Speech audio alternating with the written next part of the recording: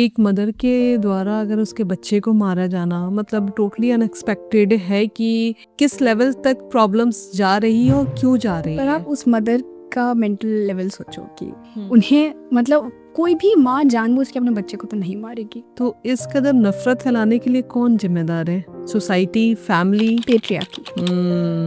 Patriarchy. Because when I से patriarchy उसमें औरतें भी आती हैं।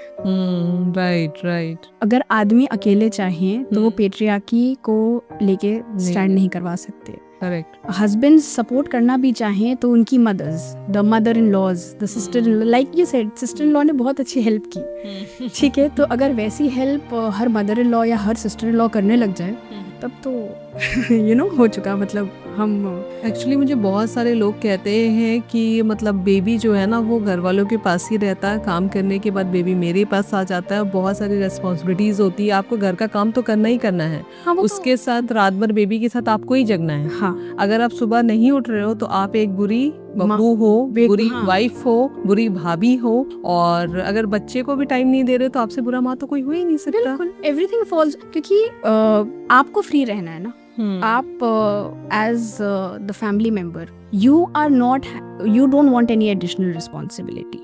आपको कुछ एक्स्ट्रा नहीं करना है, बट आपको क्रेडिट चाहिए। और सारी रेस्पॉन्सिबिलिटी एक मदर के ऊपर से आती है और उसके साथ साथ घर की भी रेस्पॉन्सिबिलिटीज। तो मतलब एक मैं अगर आपको बात बताऊं कि ये कहा जाता है 40 डेज का जापा पीरियड होता है जहाँ पे कहते हैं कि मदर को कंप्लीट रेस्ट। मैं ऑनेस्टली बोलूं तो जो मदर्स हैं वो रिलेट करेंगे कि 40 डेज 2 हफ्ते बाद ही ताने सुनने को मिलने लग जाते हैं कि इतना तो तू खड़ी हो सकती है, इतना तो तू कर सकती है, बच्चे को गोदी में रखने के मतलब उसकी आदत मत खराब कर। ठीक है, सो 2 हफ्ते 10-15 दिन बाद ही व्हेन इट स्टार्ट्स, तो by the time 1 month ends उनको लगता है कि बस अब तो हो गया, अब तो ठीक है, अब सारा कुछ बैक टू नॉर्मल हो जाए, जबकि ऐसा नहीं होता। Biologically to be very very honest 1 महीना सिर्फ फिजिकल हीलिंग 45 डेज कहा जाता है। 45 डेज लगते हैं फिजिकल हीलिंग में, where your body needs recovery. ठीक है, 1 साल लगता है आपको इमोशनल लेवल पे हील। 1 साल and 5 years, it takes 5 years for a mother to come back to herself mentally, emotionally and be that same person that she was before delivery. It takes 5 years.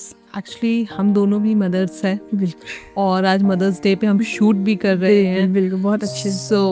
कुछ babies में ऐसा भी होता है कि वो 30 to 40 डेज वो पूरी रात जगते हैं और उसके साथ साथ मदर को भी जगना पड़ता है। और एक फादर भी एक लेवल तक ही सपोर्ट कर सकता है क्योंकि उन्हें भी ऑफिस जाना है मॉर्निंग में। अगर मैं बताऊँ अपनी, तो मैंने खुद 40 डेज तक कंटिन्यू मैं जगी हूँ पूरी रात। ये जो मदरहुड की जो जर्नी होती है ना, इसलिए मैं सच में कहती हूँ कि माँ एक योद्धा तो सच में होती है, क्योंकि उसके पास कोई ऑप्शन नहीं। अगर अपने बच्चे को सरवाइव करवाना है तो उसे योद्धा, उसे जो आप महान बोल लो, जो एक और कोई अच्छा वर्ड। एक्चुअली मदर बनने के बाद समझ में आता है कि हमारी मदर ने हमारे लिए क्या क्या किया है और शायद उन्होंने हमें इस लायक बनाया कि आज हम अपने बच्चे की सही परवरिश कर पा रहे हैं। लेकिन जैसे आपने कहा कि 5 साल लग जाते हैं, तो कई बार मैं देखती हूँ कि हमारी जो पर्सनल लाइफ होती है, हमारी पर्सनल लाइफ 0 हो जाती है। लाइक कि मैं बताऊँ तो मुझे धुरंधर मूवी देखना था